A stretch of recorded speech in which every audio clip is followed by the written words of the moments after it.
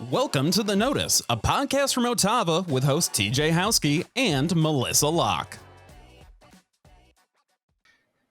All right, well, customer centricity is a central thesis to OTAVA. It's what we are telling the world that we want to differentiate on in a market that's highly competitive. We recognize that really all industries, including our own, are adjusting to what's most important, which is people first, right? So I couldn't be more excited to introduce our Vice President over Customer Experience and Strategy, Cyndi Lyon. Yay. Welcome, Cyndi. Okay, so I want to start with just having you tell our listeners just a little bit about your background and your role at OTAVA. All right. Well, thank you for having me. It's exciting to be here. This is my first podcast. A little bit about me. I've spent about 25 years in the industry, and all of the roles that I've had prior to OTAVA have been deeply focused on customer centricity and customers. The last 5 years I've been with OTAVA, I've led a variety of teams across the organization, really trying to hone in and bring the customer perspective into those teams and those values. And now as the VP of Customer Experience here at OTAVA, I'm able to lead the charge and transition towards becoming a truly customer-centric organization. I'm also pursuing my master's in Customer Experience Management. So I'm able to apply those things that I'm learning to the establishment of this role and share those things with our team. Impressive background, Cyndi. Thank you for sharing that with us, really, which I knew all of that, but it's still, when you list it all out, I'm like, wow, I get to work with her every day. So you mentioned customer centricity. Can you just help our audience understand what exactly that means in maybe like elementary or practical terms? Sure. So customer centricity in its simplest terms is all about putting the customer at the heart of everything we do as a company. It means really understanding their needs, their preferences, and their pain points in an intimate way so that we can tailor our products and our delivery of services to meet those needs effectively. For us at OTAVA, taking this and translating it means that we will actively listen to our customers, gathering feedback, and using that feedback to drive all of our decisions and our product development. Nice. I like that you say it's at the heart of the business. That makes a lot of sense. It resonates with me. So it's clear you're passionate about this. So could you share your personal and then your professional perspective on why being customer-centric is so crucial in today's landscape? Being customer-centric for me isn't just a business strategy. It's fundamental and necessary to compete in today's landscape. We know that the world is smaller now that we're all global and remote and we all do virtual meetings and things. So we've got to find a way to bring that closer to home. So for me, there's going to be 4 kind of key areas that are really important to me. So first, customers have more choices than they ever did before. Because of this globalization and the internet, they can easily switch brands just because they want to. If their needs aren't being met, they have a lot of choices. So to retain our customer base, we have to prioritize their satisfaction and exceed their expectations and their engagement so they don't choose someone else. The second area that's really important to me about this is that customer centricity is deeply tied to your innovation and your product development. When we can understand our customers' needs and preferences, we can identify things that are unmet for them and get our product development ahead of where they are and really fuel that customer loyalty and engagement as they become part of our process and our innovation. So that's kind of my 2 top ones. Another one is word of mouth. A lot of folks underestimate the power of word of mouth, but satisfied customers become advocates and they talk to their friends, they talk to their colleagues, they talk in the industry circles. The same is true of unhappy customers. If they're unhappy with your service or something you did, they're going to talk, and probably more than when you provide good service. So when we apply customer centricity to our day-to-day, we can create positive experiences for our customers that will lead to organic growth through referrals and positive reviews, which is really what we want as a business. That's right. And lastly, kind of another one that's important to me is data. Data analytics is indispensable. You can't make decisions without it.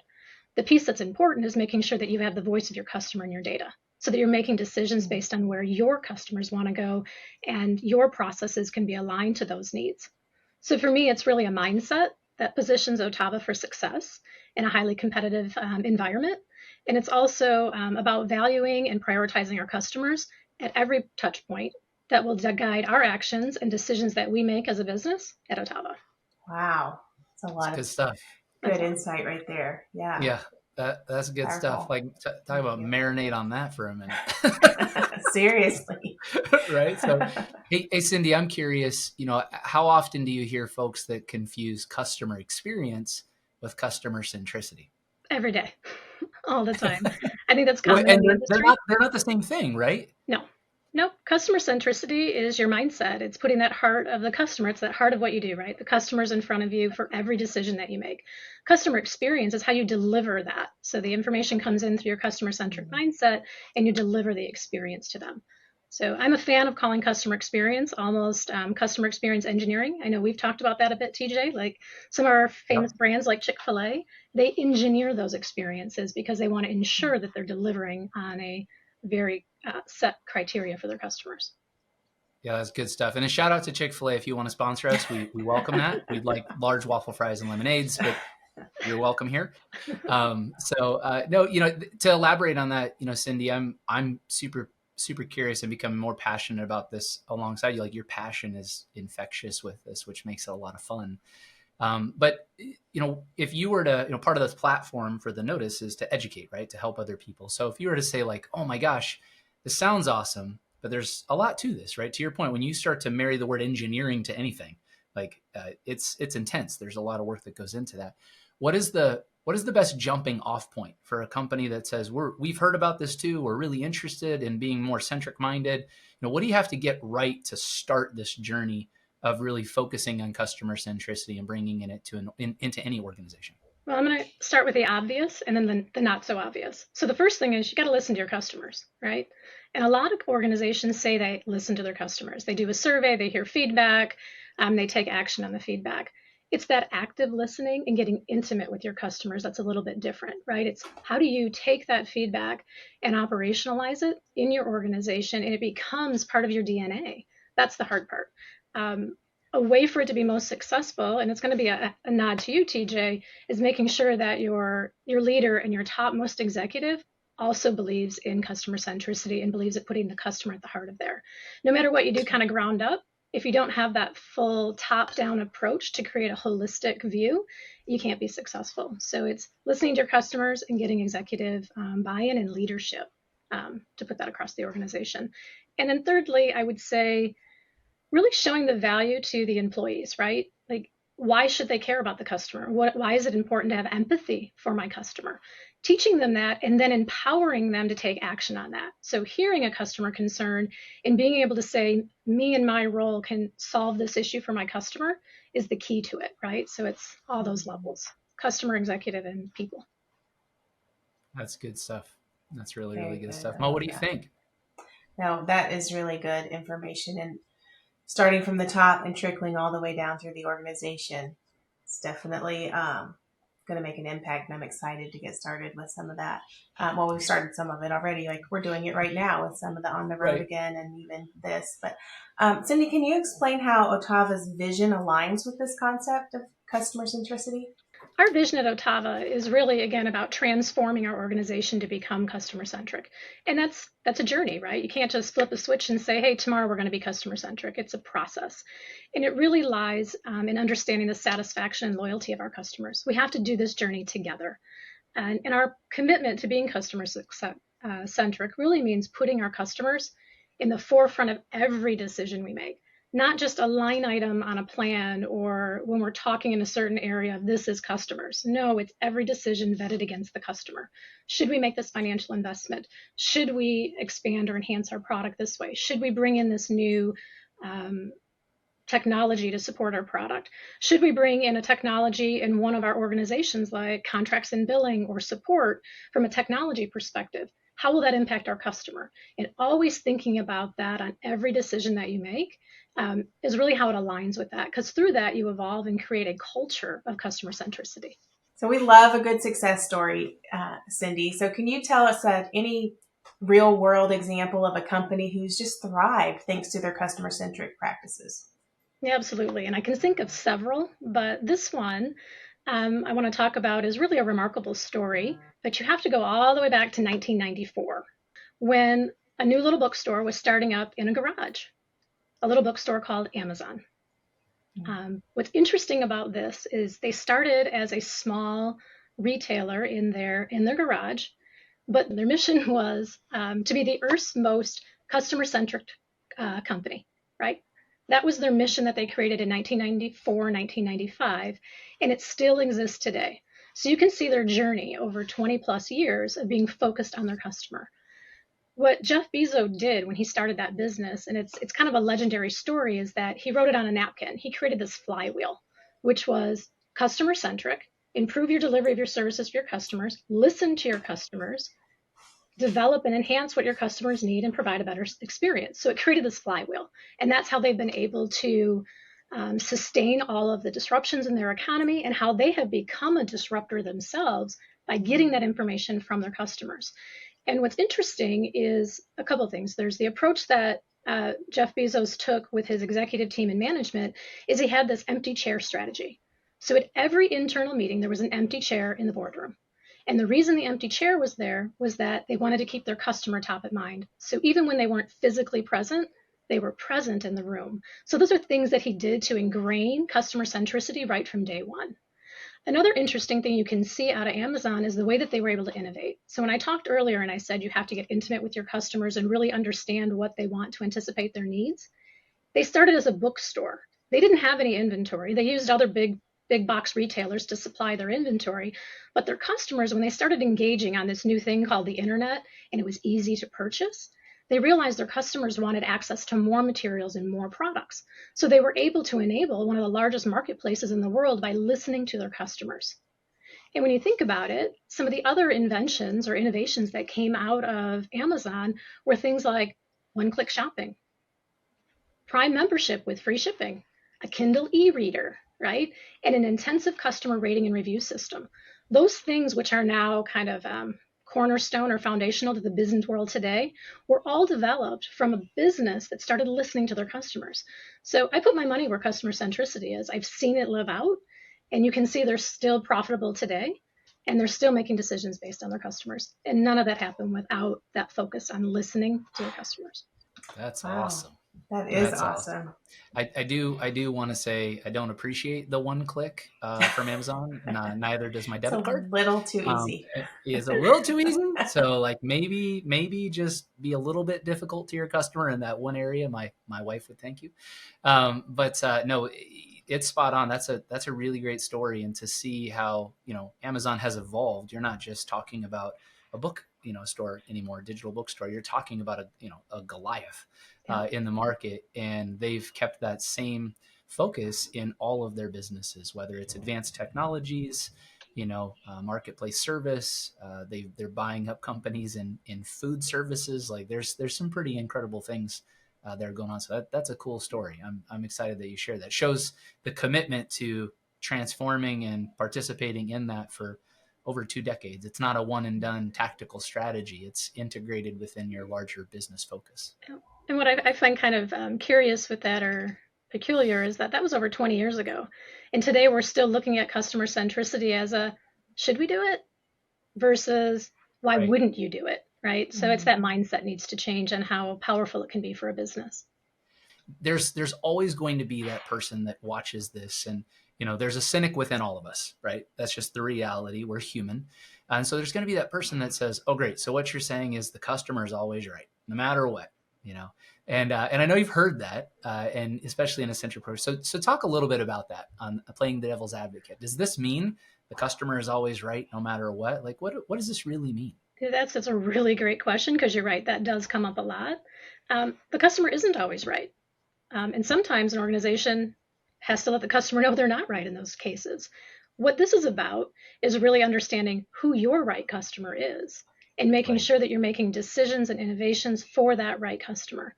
It doesn't mean that you can't serve all types of customers, but it means that your business decisions, where you're putting your financial investment, where you're putting your resources, will be aligned with your ideal customer, the customer that brings you the greatest customer lifetime value, right? Like how they engage with you, who is your partner. So no, the customer isn't always right, but your right customer is right. That's good stuff. I like to tell folks sometimes the best yes is a no. Yes. Right. There's sometimes that it's like, hey, this might be a great solution for you, or this might be a great approach for you, and we value that. That's meaningful to you. But it's a we thing, right? In order for us to do it well and to honor that commitment to all customers that we say fall within that focus area. So that's really good feedback. Thanks for taking the time. And that really ties back to one of our core values, which is we win together. Let's see. Sounds good. So challenges. Hang on. Dropped your AirPod. AirPod down. Crisis. AirPod down. Crisis. I'm back. Awesome.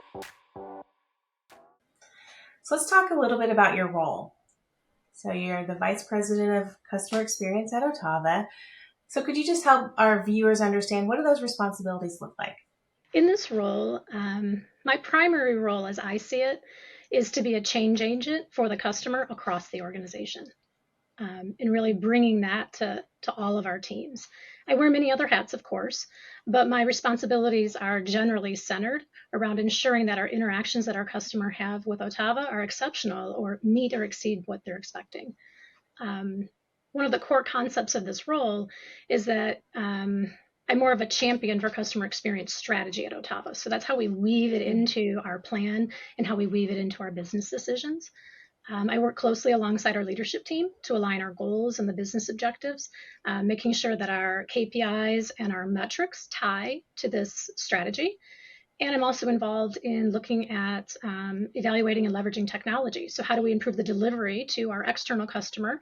And how do we position our internal teams with the right tools that they can deliver those experiences seamlessly to our customers? So for me, I think I'm really here to ensure that every aspect of our business is aligned with delivering exceptional experiences for our customers. Cyndi, helpful stuff. I mean, you have you don't have an easy role, right? So talk to us a little bit about the challenges. Every role has pros and cons. I like it when folks say, like, I'm really excited, I'm taking this new opportunity. And I say this in my personal life. I think it translates well in professional life. You don't get a blessing without a burden. They always come together. It's just life, and that's the balance of it. And so, the blessing of the role is you get to focus on the customer. The burden is you have customers, right? And that's not a bad thing, but it's a demanding thing. And then equally, I think if I'm hearing you right and just kind of walking through this with you, we're seeing that here we are using, Amazon as a really great comparison. Jeff, plus or minus a few dollars in sponsorship, we're here for you. But when you look at this, 20 plus years they've been doing it and doing it well. And yet, to your point earlier, there's still people out there that are like, what is this whole customer experience thing? Mm-hmm. And I'm not quite sure that I believe in that. And so talk to us a little bit about the burden in your role, the challenges that you face, and the real obstacles that you're aware of and working through and helping people get educated in this at the same time that you're trying to implement it within a business and create the desired transformation. I think the biggest challenge that I've had or I'm having or see in the role is that cultural shift that's required. And it's more an organizational shift. So historically, OTAVA has been more engineering and product and project led.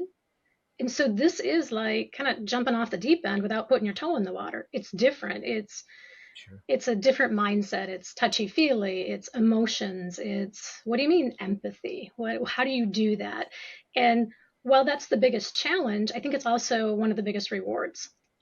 Watching folks as we go through this journey, kind of the light bulb turns on and they start to get it, right? I'm going to share with you an example. I think previously you had Justin on here as your previous guest. Typical engineer, fantastic human, right? We went through a process where we were building out an empathy map for a customer. And it was interesting to see him open up and say, oh, this guy is feeling these things. Here is his emotion. I never thought here that I would hear those words come out of an engineer's mouth. At the end of the day, it comes down to the fact that people don't buy products, people buy people. And if we can get every member of our team being a person and a human and humanizing that relationship, you'll get organic success because people want to be around people that can empathize with them and can understand what they need. So a challenge in that it's a cultural shift, but rewarding in that the growth is just beautiful to see. And ultimately, it will result in a better experience for our customers. That's good stuff. Great response. I really appreciate that. I don't know, Mo, you know a little bit about people and culture. So, Yeah. so what do you think? You know what it's like to have to work through just transforming culture, let alone adopting and embracing new strategy and integrating that in. So give me some of your thoughts. Culture is who you are. Yeah. Well, I think these things go hand in hand.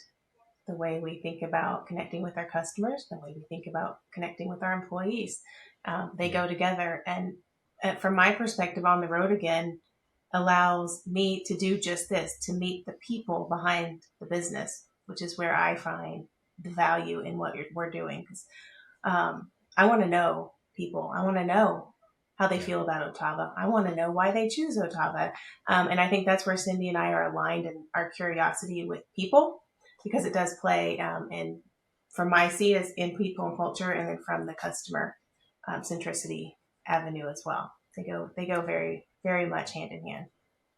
Yeah. It's great stuff. I And appreciate it. Well, can go I ahead, add to that? Cindy. Just Go ahead. a quick thing Yeah, I want to add to for sure. that. So customer centricity has multiple pillars, right? So it's about putting the customer at the heart of everything you do, but you support that through your training, your enablement, your Yeah. rewards, your recognition, your employees, and the culture, which Melissa works on a lot, is all contributing and foundational to being successful. So part of Yeah. my journey in building out this program and focusing on this strategy is to partner with Melissa on how do we do That's that? right. How do we get benefits aligned to reward and encourage our team to be empowered and to live out this mindset and put the customer at the heart? That's good stuff. There's as we kind of bring this segment into a close, what's interesting to me is business is slow to change its methodologies, right? At the end of the day, Yes. when you look at it, if you're for profit versus not profit, it still comes down to numbers, right? And so as businesses or as firms, um, we're slow to change because we're still looking for the same outcomes. We just try to change strategies to get there, and we'll take a squishy approach to use labels to say that we're doing this. That doesn't mean that you've embraced it. You can do something and not fully embrace it. It's like hugging somebody with a stiff arm, right? So it's an interesting approach. But there's a great book out there that was recommended to us by our now retired, I hope he's having a good time, president and CEO, and Todd Schurz, and that was The Heart of Business. And I found that book was profound in that it was breaking down generational norms over business, all the way back to Milton Friedman and just fundamentals of economics and business and how it was about numbers and profit, as opposed to what Hubert wrote in that book as the turnaround leader of Best Buy when it was on really the brink of going from distressed to non-existent, Right. and that businesses had to transform, and it was about putting people first. Now that was a massive culture shift in a publicly traded company, that it was going to talk about people at a boardroom and on that forum versus profits first. And now we're talking about customers, which again, it's still people. One of our core values is our leading value is people first, not customers first, not employees first, people first, because an That's right. employee is a person and a customer is a person, right? And so I find that this section and the conversations that we'll have ongoing in this series, and if you're somebody that has stayed with us long enough and kind of intrigued on what we're doing here, what we found is that this is a really big deal for our organization. And, we're a small slice of the bigger pie in the world. And I know that there's other companies out there that are equally going to have to go through a similar transformation. And, we're excited to share great content and thought leadership from folks like Cyndi and others that we want to get onto this platform, because we believe in it. We believe in people, and we believe in a customer-centric approach. And we're excited to capture white space that I don't even think people realize is out there for differentiating experiences.